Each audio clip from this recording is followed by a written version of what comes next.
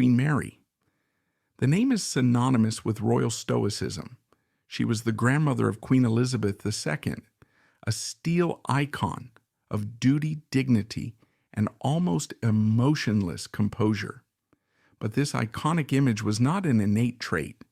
It was a psychological fortress built to defend against the memory of a catastrophe, a hidden tragedy the crown tried to bury, the tragedy of her own mother, Princess Mary Adelaide.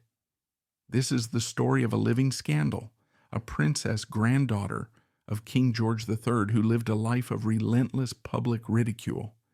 She was a woman cruelly judged by society for her appearance, deemed unmarriageable, and trapped in a humiliating spiral of debt, a spiral that ended in the ultimate indignity, being forced to flee England as a criminal. She was the mother the crown wished to forget, an unsuitable Hanoverian mess in a new age of propriety.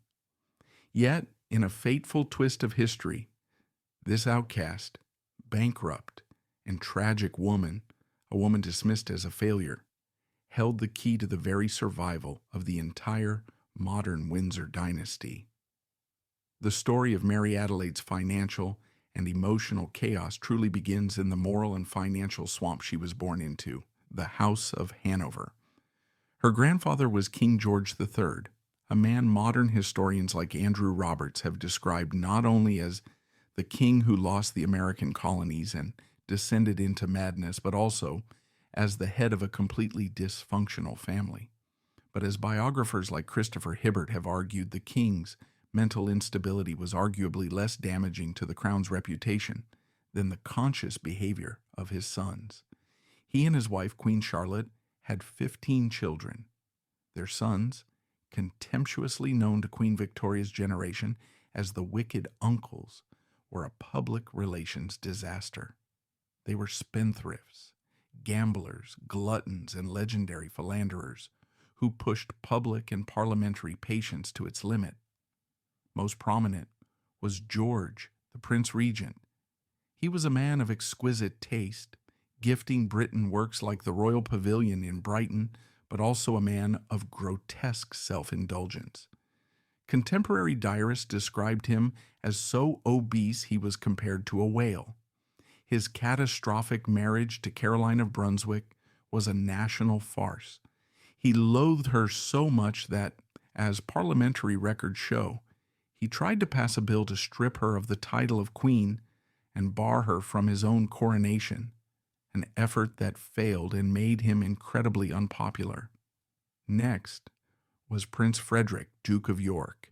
He was commander-in-chief of the army, but his legacy was permanently stained by his mistress, Mary Ann Clark. In 1809, a scandal erupted across the front pages of the Times and the Morning Chronicle, alleging that Clark had used her influence to sell army commissions, literally selling military ranks from their bedroom. The scandal rocked the government and forced the Duke to resign in disgrace. Then there was Prince William, Duke of Clarence, who lived for 20 years in domestic bliss with his mistress, the famous actress Dorothea Jordan. They had 10 illegitimate children, the Fitzclarences. But when political pressure mounted, he cruelly cast her aside to find a royal bride who could produce a legitimate heir, leaving her to die in poverty and exile in Paris. Among the more amiable sons was Mary Adelaide's father, Prince Adolphus, Duke of Cambridge, who was serving as viceroy in Hanover. For decades, this generation of royal dukes lived their scandalous, debt-ridden lives, producing dozens of illegitimate children, but not a single one among them had a legitimate royal heir. The entire future of the United Kingdom rested on one person, Princess Charlotte of Wales, the only child of the disastrous Prince Regent. She was the nation's hope, beloved by the public. And then in November 1817, the unthinkable happened. Charlotte, aged 21, died after a 50-hour labor, along with her newborn son. Contemporary newspaper accounts describe a nation paralyzed. The kingdom was plunged into mourning. Black cloth sold out in London. But for the wicked uncles, her tragic death was a starting pistol. The succession was in crisis. There was no heir. What followed was one of the most undignified and politically crucial events in British history, the royal baby race. In a complete panic, the middle-aged bachelor dukes, all in their 40s and 50s, hastily dumped their long-term mistresses and frantically scoured the small duchies of Germany for suitable Protestant wives. It was not a search for love, but a dynastic breeding transaction. It was a race to the altar, and then to the nursery, to produce the next King or Queen of England. 1818 was a flurry of hasty weddings. The Duke of Clarence married Adelaide of Saxe-Meiningen. The Duke of Kent, a harsh military man of 50, married a widowed German princess, Victoria of Saxe-Coburg-Saalfeld. And Mary Adelaide's father, Adolphus, also married a German princess, the beautiful Augusta of Hesse-Kassel. The race was on. In 1819, 2 babies were born who would change history. First in Hanover, the Duke of Cambridge had a son, Prince George.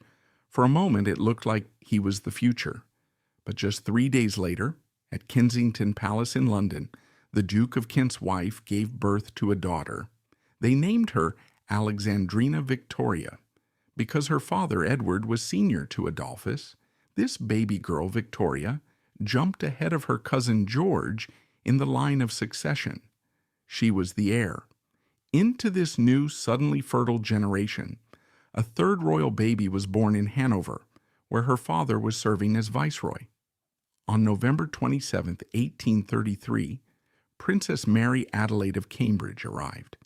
She was a granddaughter of King George III, a princess of the blood, and, most importantly, a first cousin to the young woman who was now, indisputably, the future queen. Mary Adelaide's childhood, as her biographers note, was the complete antithesis of her cousin Victoria's. While Victoria was being imprisoned in the gloomy, isolated, and emotionally abusive Kensington system by her paranoid mother, the Duchess of Kent, and her ambitious advisor John Conroy, Mary Adelaide was growing up in a boisterous, loving, and wildly indulgent home in Hanover. Victoria, as she wrote in her diaries, endured a rather melancholy childhood. She was forbidden from crying in public, forbidden from playing with other children, and, in a famous detail, forbidden from walking down the stairs without an adult holding her hand. She was a political pawn in a battle for power. Mary Adelaide, by contrast, was raised in warmth and chaos. Her parents, the Duke and Duchess of Cambridge, were famously, almost shockingly, devoted to each other and their 3 children, George, Augusta, and the baby, Mary Adelaide, in an age of aristocratic restraint. Their demonstrative family warmth drew teasing nicknames from their colder English relatives. This upbringing is the key to all her later tragedies and triumphs. Mary Adelaide was not raised with the cold, rigid sense of self-denial that was beaten into Victoria. She was raised with love, laughter, and unrestricted indulgence. She was praised, she was adored, and she was encouraged to be herself. Her personality, her openness, her intense compassion, and her impulsiveness, which would later be her greatest social flaw, was forged in this happy home. She learned to be joyful, she learned to be generous, and she learned to eat. Her father was a typical Hanoverian, famous for his great appetite and booming voice. Mary Adelaide, in every way, was her father's daughter, a woman of intense feeling and vibrant energy.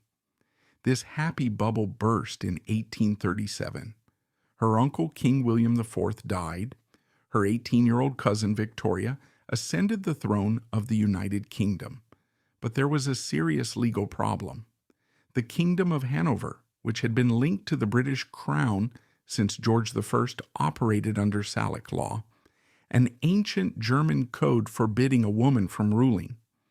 The crowns of the United Kingdom and Hanover were split for the first time in over a century.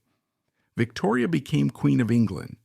The crown of Hanover passed to her eldest surviving and least loved uncle, an arch-conservative, the Duke of Cumberland. Mary Adelaide's father Adolphus's job as Viceroy in Hanover was gone, and so the Duke and Duchess of Cambridge packed up their family, including the 4-year-old Mary Adelaide, and returned to London. They settled in apartments at Kensington Palace just across the courtyard from the Duchess of Kent, mother of the new queen. Mary Adelaide's idyllic German childhood was over, and her life as a royal problem was about to begin. The London the Cambridge family returned to was a world being actively and ruthlessly purged of its Hanoverian legacy. The new, young Queen Victoria, and especially her husband-to-be, Prince Albert of Saxe-Coburg and Gotha, were on a moral crusade. They were determined to transform the British monarchy from a scandalous debt-ridden joke into a symbol of morality, propriety, and bourgeois responsibility. The new words of the day were duty, morality, and restraint. The Cambridge family, with their Hottentot manners, their booming laughs, and their casual, warm emotionalism, were already suspect. They were a living reminder of the wicked uncle generation Victoria was trying to erase. But they were family, and they were absorbed into the fabric of the court. Mary Adelaide and her older sister Augusta were raised as English princesses. As they grew into teenagers, their paths and their value on the dynastic marriage market began to diverge dramatically. Princess Augusta, born in 1822, was the perfect Victorian princess. She was slender, elegant, quiet, and deeply pious.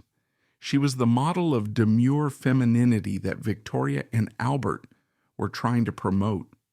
As a result, she was a resounding success. In 1843, she made a perfectly suitable, if unexciting match with her first cousin, Frederick William, the future Grand Duke of Mecklenburg-Strelitz.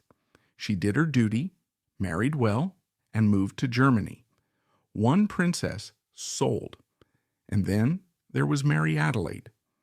As Mary Adelaide entered her teens, it became clear she was different.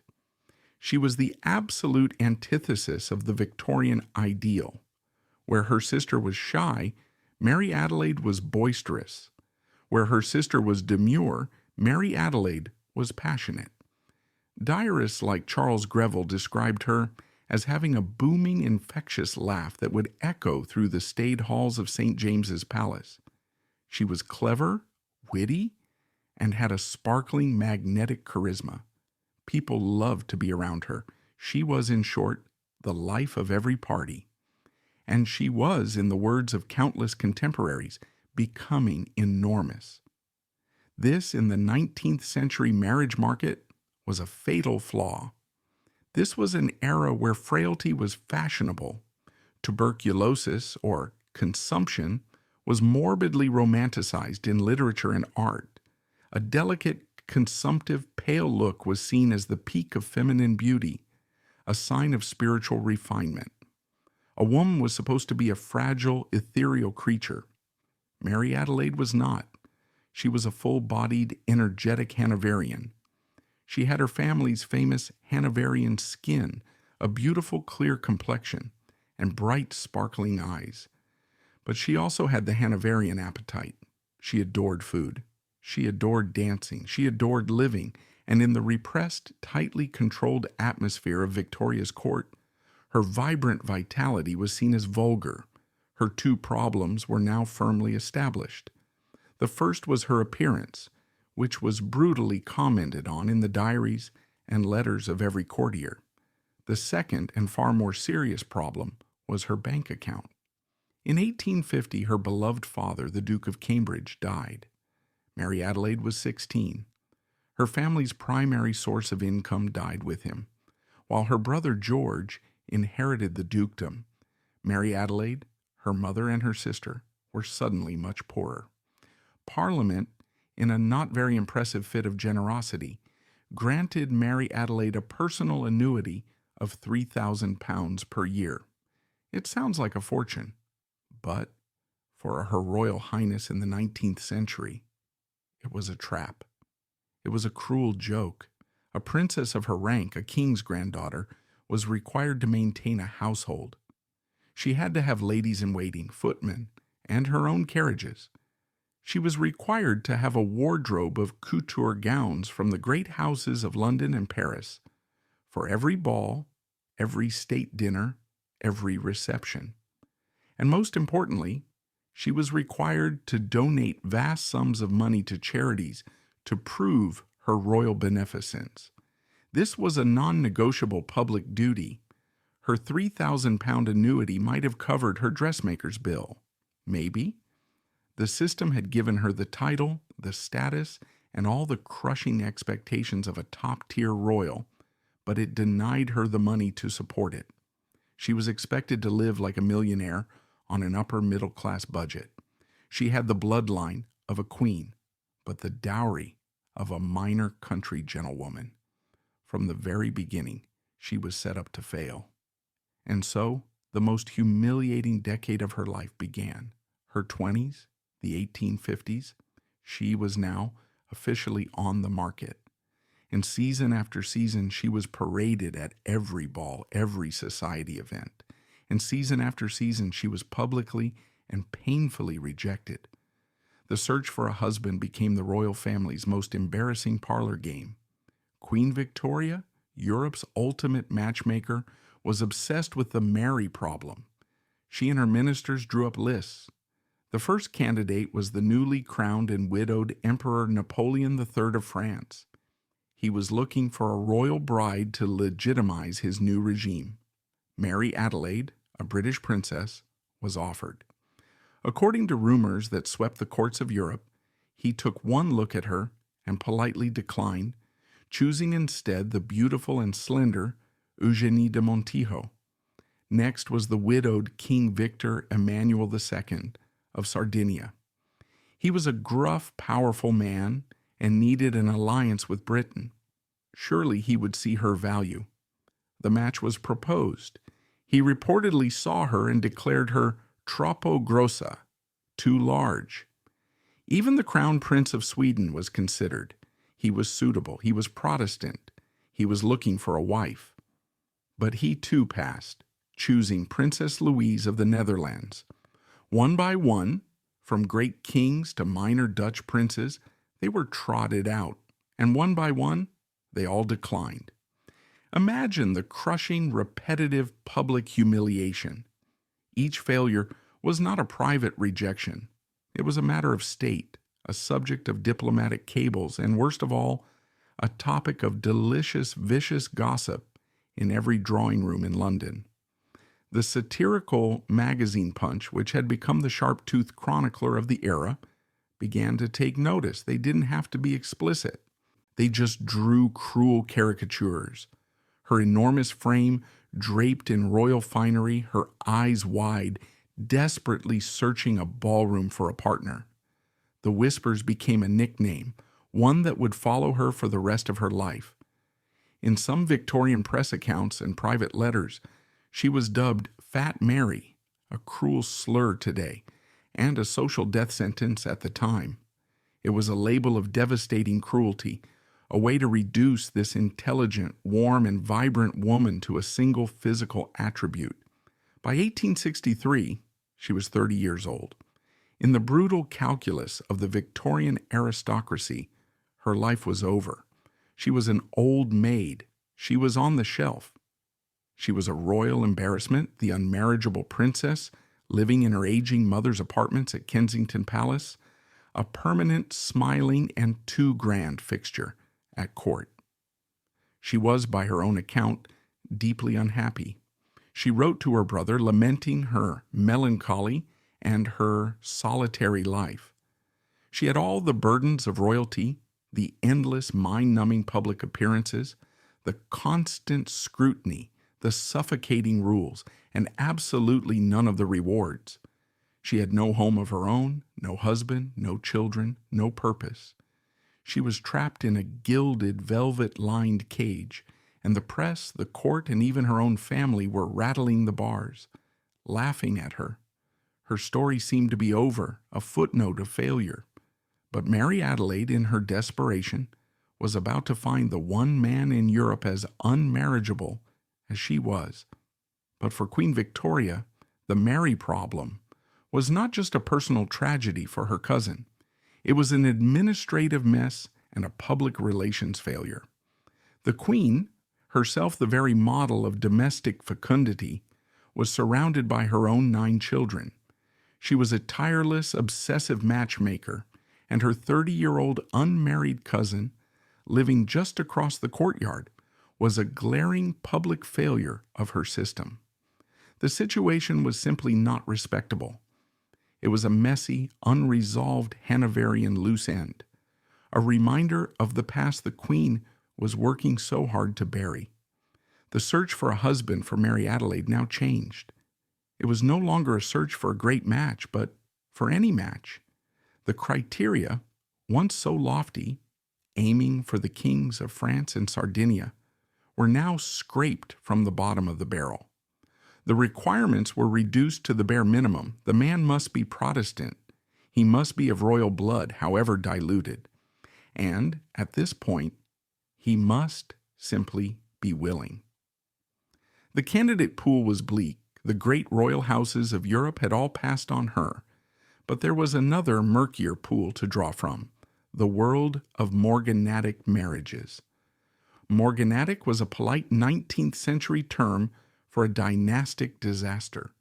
It was when a man of high royal rank, a duke, a prince, married a woman of a lower class, like a mere countess or baroness. The marriage was considered legal in the church, but the wife and, more importantly, any children were barred from inheriting their father's titles, rank, or throne. They were royal adjacent, but not royal. They were the embarrassing second-tier relations, a prince with no kingdom, a princess with no precedence. They had the name but none of the power, and usually very little of the money. It was in this pool of handsome, well-bred, but fundamentally damaged goods that Queen Victoria's matchmakers finally found a candidate. His name was Prince Francis of Teck. On paper, Francis was a fantasy. Born in 1837, he was 4 years younger than Mary Adelaide. He was tall, dark, and possessed a brooding, almost cinematic beauty. He had a magnificent military bearing and a perfectly waxed mustache.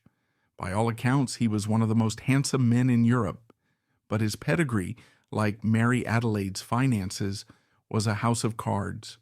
His father was Duke Alexander of Württemberg, a man in the direct line of a German throne. But his mother was the problem. She was Countess Claudine Rede von Kisrade, a beautiful but mere Hungarian noblewoman. Because of this morganatic union, Francis and his 2 sisters were shut out. Under the strict rules of the House of Württemberg, they were not styled Prince of Württemberg. They were not serene highnesses. Instead, they were granted a lesser, almost meaningless title invented for them, Prince of Teck, a title tied to a small obscure castle in Württemberg. Francis, in effect, had no kingdom, no inheritance, no real job, and, most critically, no money. He had a small allowance from his father and his dashing good looks, but nothing else. He, in his own way, was just as unmarriageable as Mary Adelaide. He was the perfect male counterpart to her own predicament, all style, no substance. And by all accounts, he was a difficult man. Biographers describe him as deeply, painfully insecure about his inferior morganatic status. He was proud, he was moody, and he was consumed with a sense of grievance that the world had not given him what he was owed. He loathed being seen as a second-class prince. In 1865, the match was proposed. It was, in essence, a cold, hard, aristocratic deal, a merger of 2 damaged portfolios. Here was the bargain. Francis, the handsome, penniless, low-ranked prince, would get her. He would marry Her Royal Highness of Great Britain and Ireland, a granddaughter of a king, a first cousin to the Queen. By marrying her, he would instantly be elevated. His status would be laundered. He would gain access to the very top tier of European royalty. And Mary Adelaide, the 32-year-old spinster, ridiculed for her appearance and her poverty, would get him. She would get a husband, and a shockingly handsome one at that. She would get a wedding ring. She would get her own household. She would, at long last, escape her mother's apartment and the crushing humiliation of the marriage market. She would get a life. They met in 1865. For Mary Adelaide, who had been starved of romantic attention her entire life, it was electric. She didn't see the deal. She saw the fairy tale. She saw a handsome prince on a white horse, rescuing her from her tower. She fell head over heels with the desperate, uncritical passion of a woman who had been waiting 30 years to be chosen. She was, in her own words, giddy with happiness. For Francis, it was a transaction. He was polite, he was charming, but his letters reveal a man focused on the practicalities, on his future status, on his financial settlement, on what he was getting. The engagement was announced. The court sighed in collective relief. The Mary problem was solved. They were married on June 12, 1866, at St. Anne's Church in Kew. It was not a grand Westminster Abbey state affair. It was a relatively quiet local ceremony. But for Mary Adelaide, it was the greatest triumph of her life. She was, finally, Her Royal Highness, Princess of Teck. She had a husband. She was free. Queen Victoria, relieved to have her cousin settled, was cautiously generous. She gave the new couple apartments at Kensington Palace for their London residence, and, more importantly, a grace and favor country home, White Lodge, a stunning former royal hunting lodge in the middle of Richmond Park. And for a brief, shining moment, it was idyllic. Mary Adelaide, now 33, threw herself into the role she had always craved, that of wife, mother, and chatelaine. She adored White Lodge. She adored decorating. She adored, more than anything, being the mistress of her own home. She was, by all accounts, deliriously happy. And in 1867, her ultimate vindication arrived. She gave birth to a daughter, Victoria Mary, Augusta Louise, Olga Pauline, Claudine Agnes. They called her May. This baby, from the moment of her birth, was special, not just to her mother, but to the Queen. She was a new, healthy, English-born princess in the royal line. Queen Victoria stood as her godmother. This was the little girl, born in the happy glow of her mother's new life, who would grow up to be the formidable Queen Mary. 3 sons followed in quick succession: Adolphus in 1868, Francis in 1870, and Alexander in 1874. Mary Adelaide had done it. She had defied all the critics. She had beaten the system. She was 40 years old, no longer Fat Mary, but a respected matron, a royal highness, the mother of 4 beautiful, healthy children, with a handsome prince at her side. On the surface, she had achieved the perfect Victorian dream. But the single, fundamental problem that had plagued her entire life, the one that had made her unmarriageable in the first place, had not been solved. It had been doubled. Now there wasn't just one royal with spectacularly expensive tastes and a tiny, inadequate income. There were 2. The problem was this: Mary Adelaide's £3,000 parliamentary annuity was combined with her mother's. When her mother, the old Duchess of Cambridge, died in 1889, Mary Adelaide's personal income would rise to £5,000. But until then, she and Francis were living on a combined income of about £4,000 a year, supplemented by a small allowance from Francis's father. On this, they were expected to run 2 households, the grand apartments at Kensington Palace and the sprawling White Lodge. They had to employ a full staff of secretaries, ladies-in-waiting, tutors, nannies, footmen, cooks, and gardeners. They had to dress themselves and 4 children in clothes befitting their rank. They had to entertain, and they had to be charitable. A sensible, frugal couple might have managed. They might have lived quietly, retired to White Lodge, and managed their accounts. But Mary Adelaide and Francis were not a sensible, frugal couple. They were 2 of the most insecure and therefore most extravagant people in Europe. First, there was Francis. He was miserable. His new life had not delivered the status he craved. 11 days after the wedding, Queen Victoria had granted him the style His Royal Highness in England. But it was a courtesy, not a right. In the strict courts of Germany, he was still the inferior morganatic prince. He was a man with no portfolio, no official duties, and no real purpose other than being Princess Mary's husband. He became, by all accounts, a profoundly difficult man. He was moody, depressive, and prone to fits of dark, brooding temper. He would disappear to his London clubs for days, and he spent money as a way to assert his status.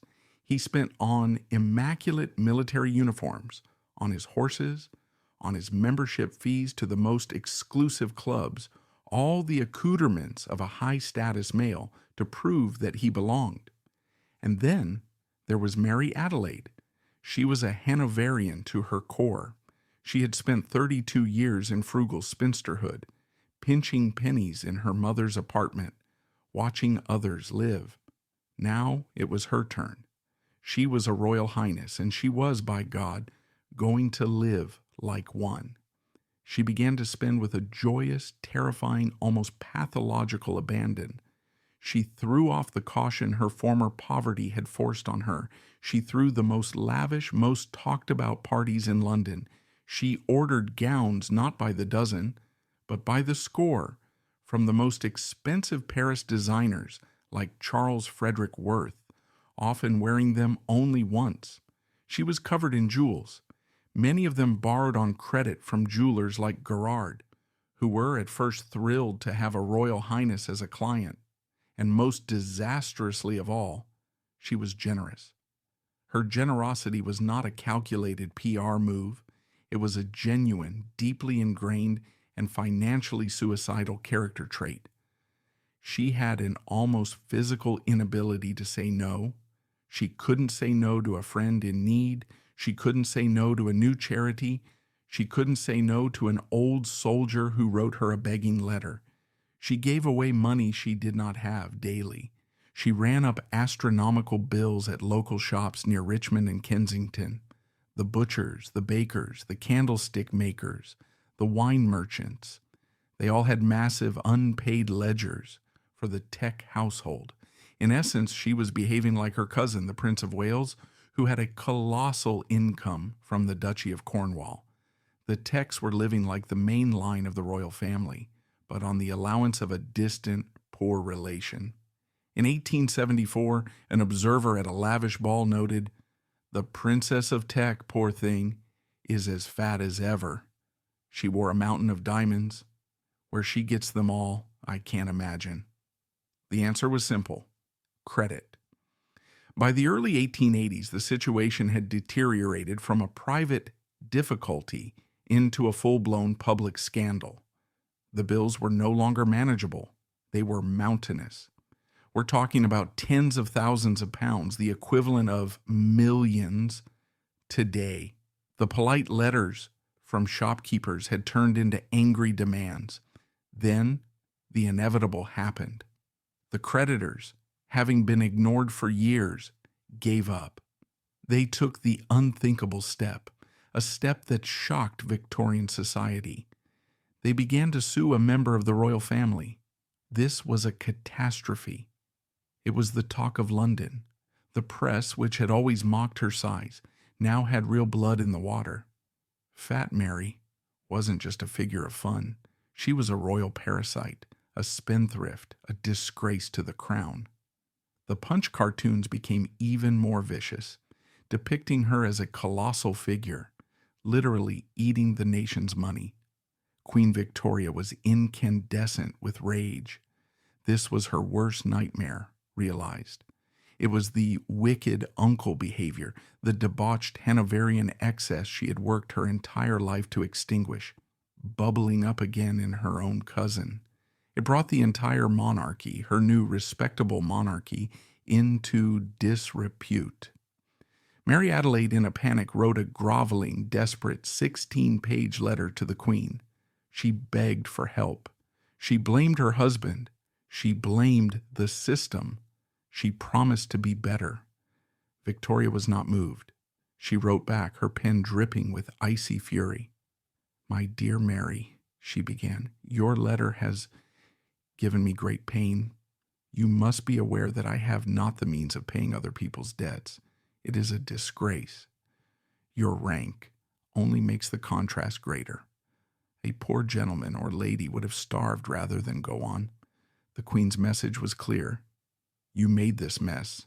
You will lie in it. I will not bail you out." Parliament, which had to approve all royal funds, was even less sympathetic. They were already sick of funding the Queen's 9 children and sprawling network of German relations. The idea of giving more money to the feckless, spendthrift Tecks was met with derisive laughter. By 1883, Mary Adelaide and Frances were trapped. They had no money. They had no credit. They were social pariahs. And they were, in a very real sense, prisoners in their own home, as they could not appear in public without being served a writ by a furious creditor. Only one option was left, the option of last resort for the disgraced aristocracy, the path of ultimate shame, exile.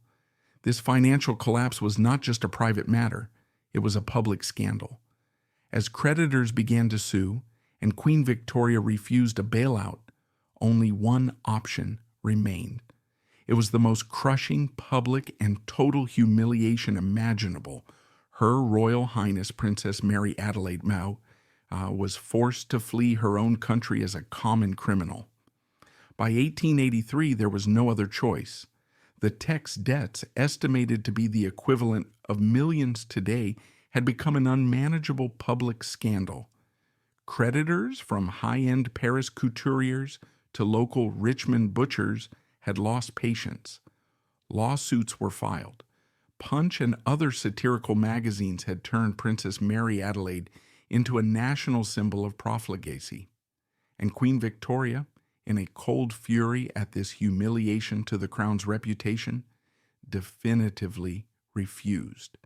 There would be no bailout from Parliament. There would be no intervention from the Queen's private purse. The Queen's message was clear. Mary Adelaide and Frances had made this mess. They would have to get out of it themselves. Only one option was left, the option of last resort for the disgraced aristocracy, the path of ultimate shame, exile. It was the most crushing, public, and total humiliation imaginable. Her Royal Highness Princess Mary Adelaide of Cambridge, granddaughter of King George III, first cousin of Queen Victoria, was forced to flee her own country like a common criminal, a debtor. In June 1883, the Tecks held a grand farewell reception, an elaborate charade to pretend to the world that this was all a planned civilized retirement.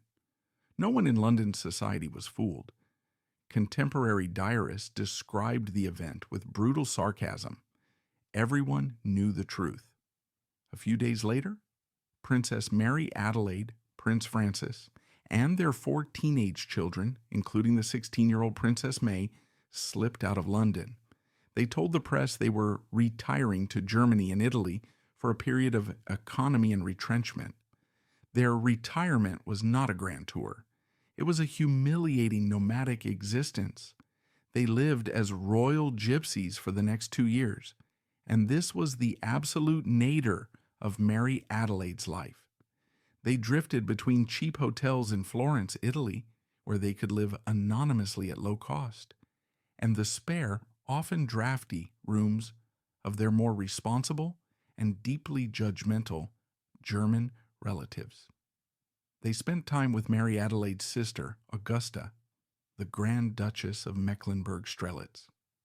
Augusta, whom we remember as the perfect Victorian princess, slender, pious, and frugal, was reportedly horrified by her sister's complete lack of self-control. To Augusta, Mary Adelaide's bankruptcy was not a misfortune. It was a moral failure, proof of the character weakness that had been evident since their childhood. For Mary Adelaide, this was a living death. She was a woman who lived for society, for parties, for her charity committees, for the roar of the London crowds. Her entire sense of self was built on her public presence. And now, at 50, she was hiding in second-rate Italian pensions, a pariah, a forgotten joke. She had spent her life fighting to be seen as more than her body, more than her bank account. And now she was reduced to being nothing but her debts. The girl who was too grand had been brought lower than she could ever have imagined, and she had dragged her 4 innocent children down with her. This exile was the direct result of the debts. But to truly understand why those debts existed, we must step back and look at the deeper psychological war Mary Adelaide faced all her life. It was a war not just about money, but about public perception, a war that defined her and, more importantly, created the daughter who would save the monarchy. It is one thing to read about debts and exile in a history book. It is quite another to understand the daily, personal, and psychological reality of that life. The nickname Fat Mary, whispered in drawing rooms and hinted at in the press, was not a harmless joke. In the 21st century, we have a language for this: body shaming. In the 19th century, there was no such concept. It was simply a fact, stated with the casual, brutal cruelty of the era. This label, which followed her from her teens to her grave, was a weapon. It was a tool used by the press and by high society to diminish her, to define her, to reduce her formidable intelligence, her genuine wit, and her radical kindness to a single physical attribute. It was the ultimate ad hominem attack, and it was relentless. The Victorian ideal of beauty was not just an aesthetic, it was a moral statement. The perfect woman was fragile, demure, and pale. Her delicacy was seen as a sign of her innate spiritual refinement. A robust appetite, a large frame, a booming laugh, these were seen as vulgar, signs of a coarse and undisciplined nature, traits of the lower classes. Mary Adelaide's body was, in the eyes of the establishment, a physical manifestation of her lack of self-control. If she could not control her body, how could she control her finances? But Mary Adelaide's tragedy and her ultimate defiant triumph was that she refused to act ashamed. She loved food. She was a true gourmand in the great Hanoverian tradition of her father and uncles. She enjoyed her meals, and she enjoyed them publicly. She did not nibble at a dry biscuit or a lettuce leaf, as other society women did in public. She ate. She laughed loudly. She took up space. This in itself was a small daily act of radical defiance. She refused to apologize for her appetite, for her body, for her very existence. This defiance made her a pariah in the cold, judgmental drawing rooms of Buckingham Palace, but it made her a superstar outside of them. Mary Adelaide, trapped by her unmarriageable status and her lack of a real role, decided to invent one. In the 1870s, before her financial crash, she pioneered a new kind of royalty. While the rest of the royal family, especially Queen Victoria, were hidden away, Victoria herself was in deep perpetual mourning, a remote widow in black. Mary Adelaide was out. She became the patron of hundreds of charities. And she was not, like so many royals before and since, just a name on the letterhead. She showed up. She plunged into the most notorious slums of London's East End, places other royals wouldn't dream of visiting. She visited workhouses. She sat on the boards of hospitals, opened orphanages, and funded soup kitchens. And when she arrived, she didn't just cut a ribbon with a gloved hand. She talked to people. She remembered their names. She would sit with the poor, laugh with them, cry with them. She was warm, tactile, and intensely, wonderfully emotional. She would famously visit the overcrowded wards of children's hospitals, and instead of just observing, she would sit on the beds, hold the children, and tell them stories, often weeping openly with the nurses. The public had never seen a royal behave this way. They were used to royalty as a remote symbolic spectacle. Mary Adelaide was a human being. They fell in love with her. She was their princess. They would line the streets not just for a royal procession, but for her, cheering her carriage as she went about her charitable rounds. They loved her precisely because she was too grand, because she was colorful and joyous and real in a gray, industrial, and deeply unequal world. She was, in every meaningful way, the first people's princess, a full century before Diana. But this very public warmth, this extravagant outward-facing emotion, had a high price at home. It created a complete and devastating opposite reaction right in her own family. The most profound and lasting personal impact of Mary Adelaide's life was her relationship with her daughter, May. Princess May, the future Queen Mary, grew up in a household of total emotional and financial chaos. She was not just a child.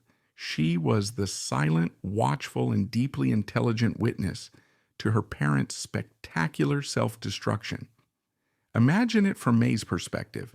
You are a shy, serious girl, and your home is in constant upheaval.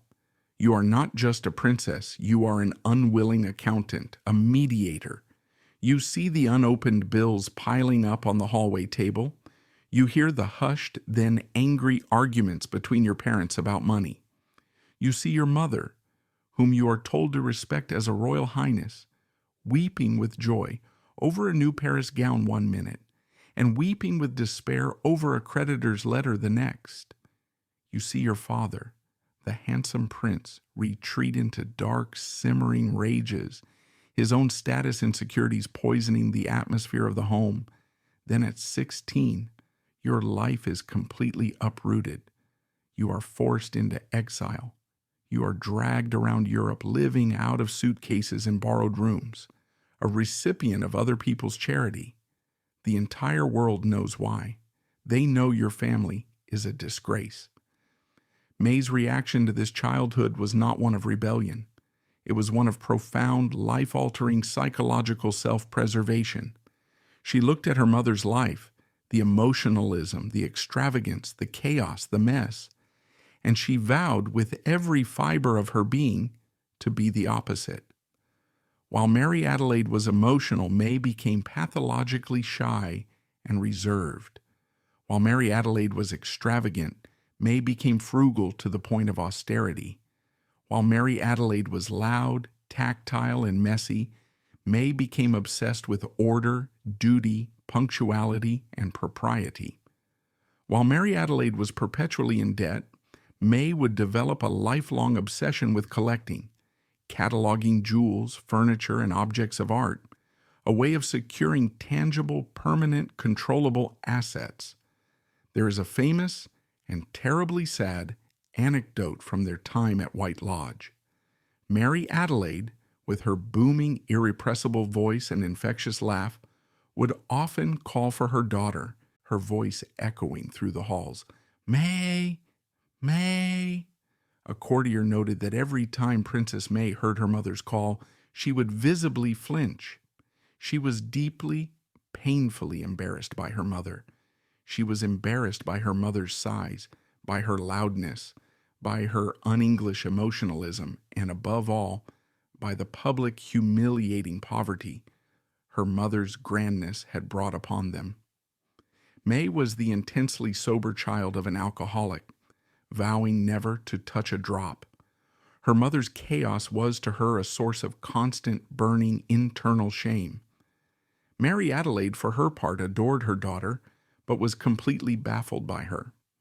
She called May "my best girl," and she truly was her mother's right hand, helping to manage the chaotic household accounts, writing letters, and trying to impose order.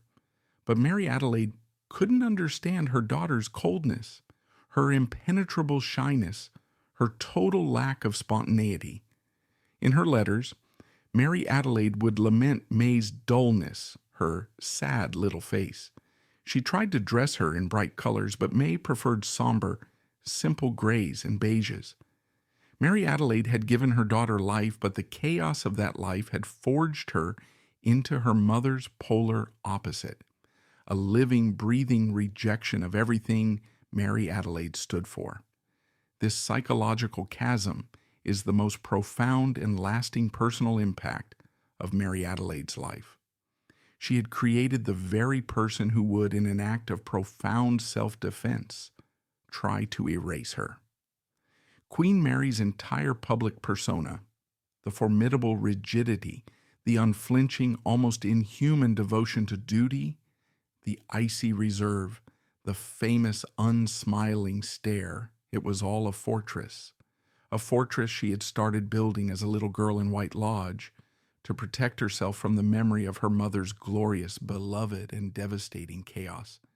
That same shy, psychologically wounded girl, May, returned with her family from exile in 1885.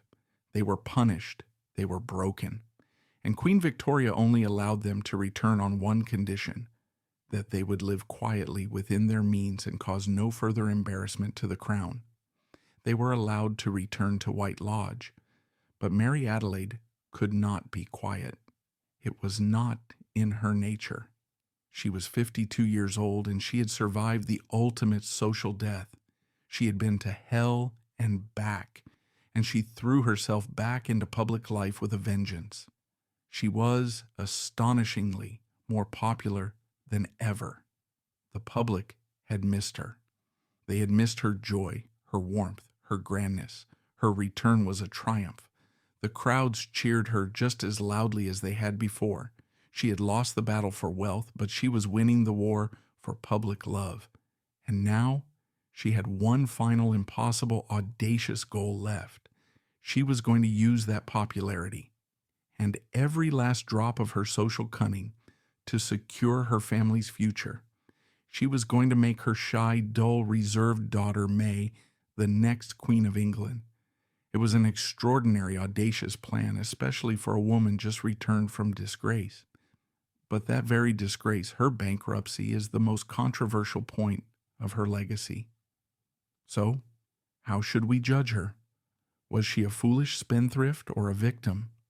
This extraordinary gamble to transform a socially overlooked daughter into the future queen was formed even as she returned from disgrace. It forces us to confront the central controversial question of her legacy. How should we judge her?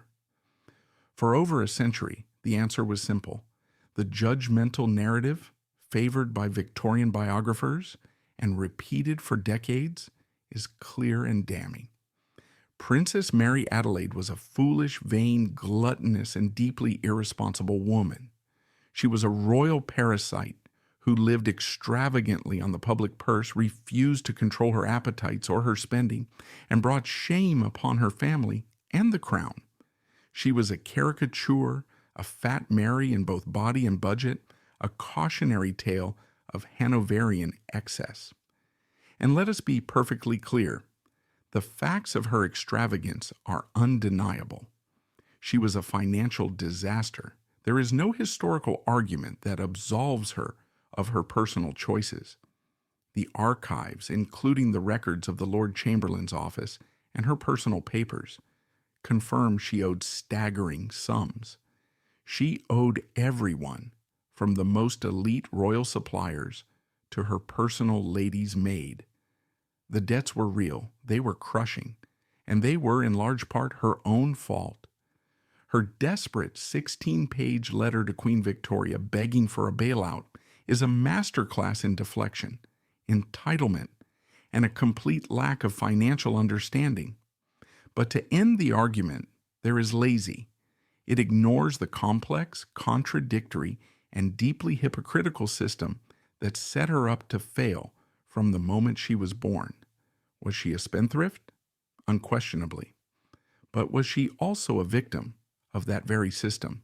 Absolutely. Consider the impossible trap she was in. Mary Adelaide was Her Royal Highness, a granddaughter of King George III. She was, by blood, in the absolute top tier of European royalty, far superior in rank to the minor German princelings who flocked to the English court. Yet, she was given a parliamentary annuity, initially £3,000, that made it functionally impossible to live the life her rank demanded. The Victorian establishment, and Queen Victoria herself, demanded that she look the part. She was a living, breathing symbol of British royal prestige. She was expected to wear the jewels, to host the parties, to ride in the grand carriages, and to patronize the arts. She was required to dress in the height of fashion, a walking advertisement for the couturiers of London and Paris. And she was required to be the face of royal charity, which meant donating vast sums of money. It was an impossible, unwinnable game. When she failed to live up to this standard of glamour, she was mocked in private letters as "Poor Mary," a disappointment. When she tried to live up to it by borrowing on credit, she was condemned publicly as a profligate spendthrift. She was trapped between the crushing public expectations of her rank and the brutal private reality of her bank account. Furthermore, we must ask, what was her alternative? In the 19th century, a woman of her class had precisely one job available to her: wife. A career was unthinkable, and the system, the great aristocratic marriage market, had for 30 years deemed her unfit for even that role, precisely because of her appearance and her poverty. She was denied the one career she was raised for, locked out by the very men who then criticized her for having no purpose. So what did she do? She created a new job for herself. As we've seen, she invented the role of the full-time professional charitable royal. She was arguably the hardest working member of the royal family of her generation, with a grueling public schedule that would exhaust a modern politician. She poured her formidable, boundless energy, the energy she couldn't use on a husband or a kingdom of her own, into public service. She became the face of hundreds of charities, the most visible and beloved royal in the country, second only to the Prince of Wales. The controversy is that she believed this work entitled her to the lifestyle. She felt in her Hanoverian heart that she was earning her keep. She was performing the duties of a great princess, so why should she not live like one? When she paid for her charitable work by opening a bazaar or donating money she didn't have, was it pure vanity? Or was it a desperate, misguided attempt to fulfill the public-facing role she believed was her sacred duty? The simple spendthrift narrative also conveniently ignores the other major player in the financial disaster, her husband, Prince Francis of Teck. Historically, he is often portrayed as the long-suffering, handsome partner, dragged down by his wife's catastrophic debts. This, too, is a simplistic and largely inaccurate reading. Francis was a deeply unhappy man, consumed by his own status anxiety. As mentioned, he loathed his inferior morganatic rank. He desperately craved a royal highness title for himself in his own right, which Queen Victoria pointedly and repeatedly refused to grant him. He was a man with no job and a colossal ego, and he, too, was spending extravagantly. He spent on his immaculate uniforms, on his horses, on his membership fees to the most exclusive London clubs, and on his own pursuits. He was not trying to rein his wife in. He was competing with her, trying to buy the status that blood had denied him. As biographers have pointed out, he was, at best, a willing co-conspirator in their financial ruin, not its innocent victim. Their exile was as much his fault as hers. Their marriage was never a simple love story. It was a complex, difficult partnership between two deeply insecure outsiders. She was insecure about her appearance and her finances. He was insecure about his rank and his lack of a role, and they both tried to fill those internal voids with external things: parties, clothes, status, and glamour. They were a financial disaster waiting to happen. So, was Mary Adelaide a simple-minded spendthrift? Number. She was a complex, intelligent, and deeply feeling woman, born into a system that gave her a title but denied her all agency and the funds to support it. Her extravagance wasn't just frivolity, it was a defiant, if profoundly self-destructive attempt to live the life she had been denied, to claim the status everyone told her she should have, but refused to support. She was a prisoner who insisted on decorating her own cell with the finest silks and diamonds, even if she had to beg, borrow, and steal to do it. After returning from exile in 1885, chastened but not broken, Mary Adelaide's sole laser-focused ambition was her daughter. May was now in her late teens, entering her 20s, and she was, by all accounts, a challenge. She was quiet, she was dutiful, she was intelligent, but she was, in the words of many courtiers, dull. She was painfully, cripplingly shy. She had none of her mother's infectious charisma. She was, in many ways, the opposite of what the glamorous London marriage market wanted. Mary Adelaide didn't care. She had a plan. Her daughter would not be paraded around Europe, rejected by minor princes.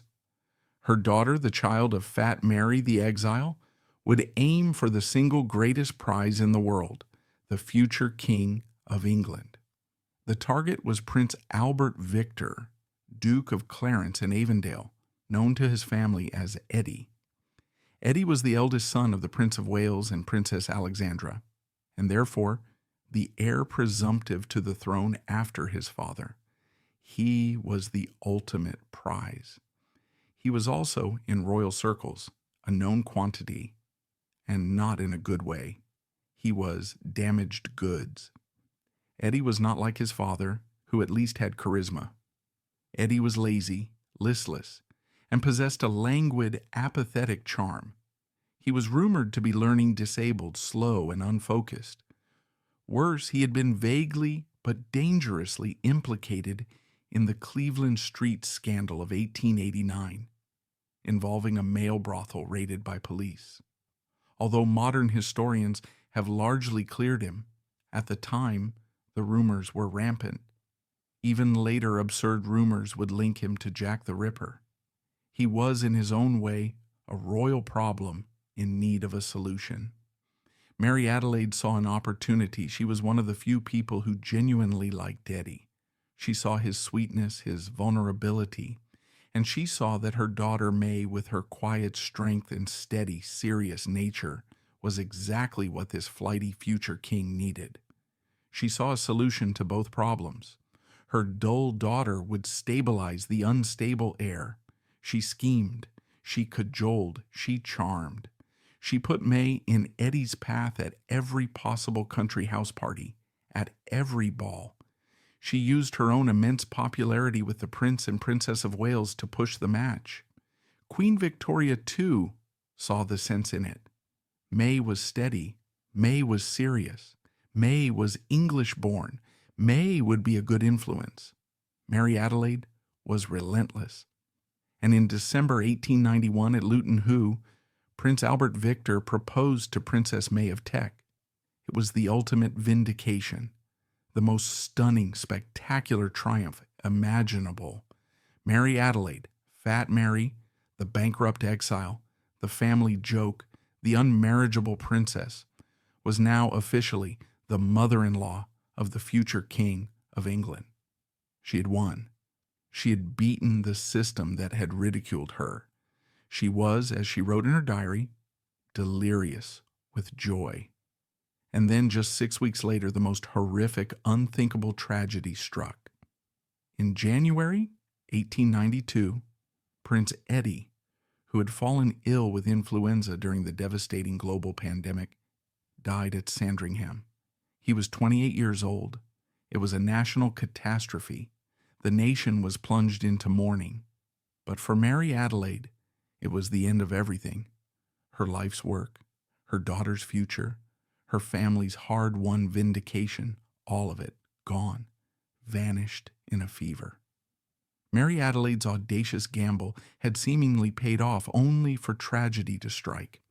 The death of Prince Albert Victor Eddie was not just a national catastrophe. For Mary Adelaide, it was personal annihilation. Her entire life's work, it had all collapsed. Her daughter May was now a tragic figure, the widowed fiancée of a dead heir, a piece of dynastic damaged goods. Mary Adelaide's vindication had vanished. But the old Hanovers are a tough, pragmatic breed, and Queen Victoria, the ultimate ruler, was even more pragmatic. She was the CEO of the monarchy, and in tragedy, she saw a logistical problem. There was another son, the spare, Prince George, Duke of York, the future, George V. George was the complete antithesis of his brother. Where Eddie was lazy, flighty, and uncertain, George was steady, serious, and, in the words of many courtiers, even duller than May. He was a career naval officer, a man who had spent his entire life in his brother's shadow, expecting a life of service in the Royal Navy, not on the throne. He was a man of discipline, stamp collecting, and punctuality. He hated parties, despised glamour, and was utterly terrified of the emotional chaos that Mary Adelaide represented, in an arrangement that seems bizarrely, almost brutally cold to our modern sensibilities, and was even a bit shocking then. The royal family simply repurposed the fiancé. This was not a romantic plot. This was an act of state policy. Queen Victoria, over the previous year, had watched May carefully. She had determined that this shy, reserved young woman was exactly what the monarchy needed. May was not brilliant. She was not alarmingly clever, but she was stable. She was serious. She was dutiful. She was English-born. She was perfect queen material. Queen Victoria had invested in May, and she was not about to let such a valuable asset go to waste just because her original fiancé had inconveniently died. Prince George also played a role. He had always admired May from afar. He saw in her the calm and strength he knew his brother lacked.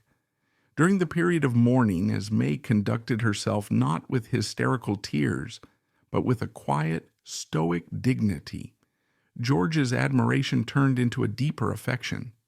She was an island of order in the storm, and so the dynastic machine began to turn. A year of formal mourning passed. Gently but firmly, May, the grieving fiancée of one brother, was pushed towards the other.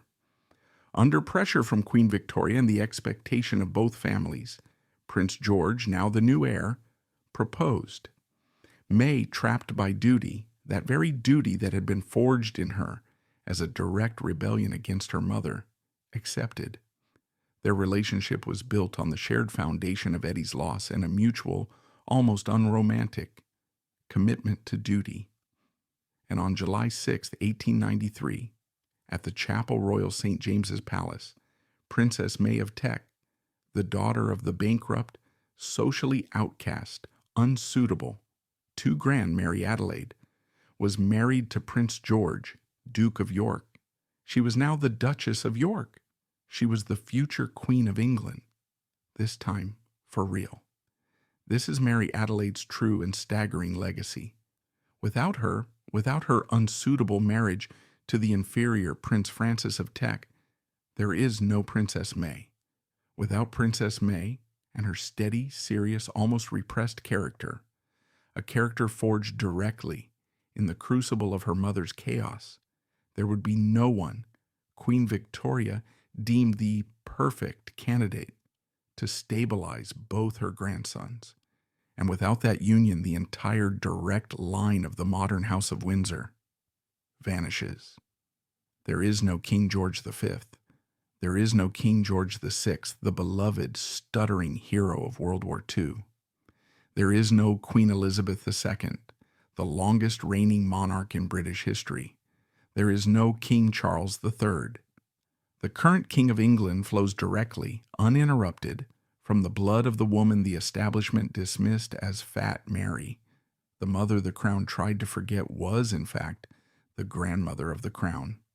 But Mary Adelaide's legacy is a twin legacy, a perfect psychological cause and effect. She didn't just provide the blood, she provided the antidote. The first legacy is the fortress, her daughter, Queen Mary. Queen Mary was so psychologically terrified of her mother's emotional chaos and financial ruin that she became the very icon of royal duty and restraint. Queen Mary's famous rigidity, her obsession with collecting and cataloging royal jewels, and her unbending duty first mantra, it was all a direct psychological reaction to her childhood.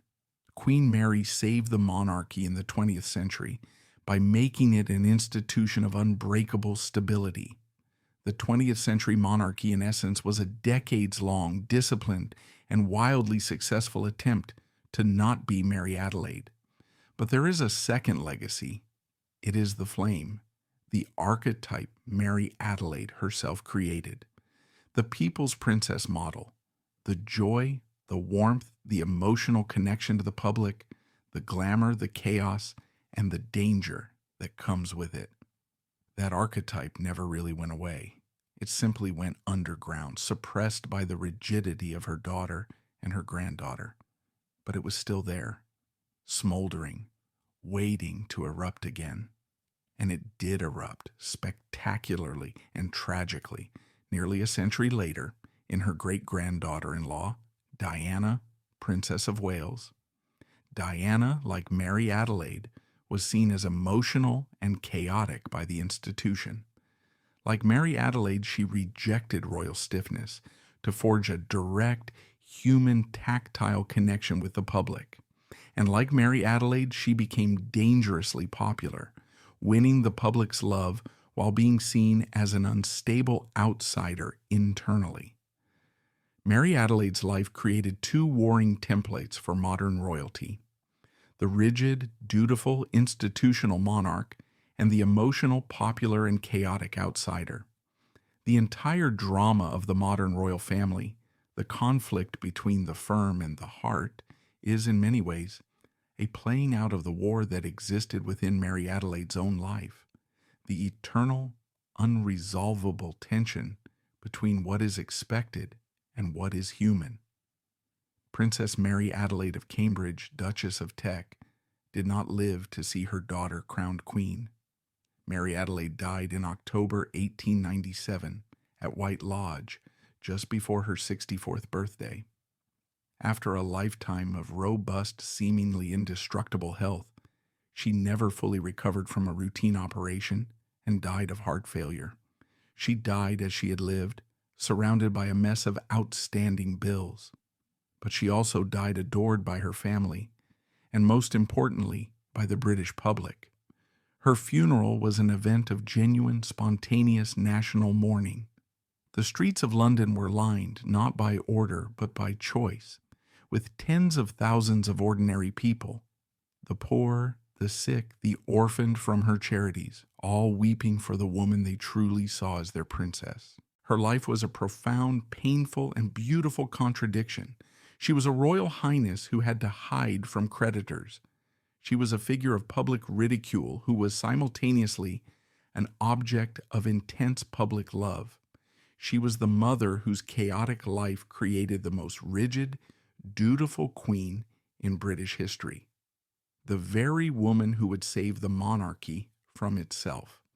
The crown for a century did its best to forget her, to remember the austere, diamond-clad Queen Mary, and to quietly edit out the awkward, uncomfortable, and deeply human story of her loud, bankrupt, and joyous mother.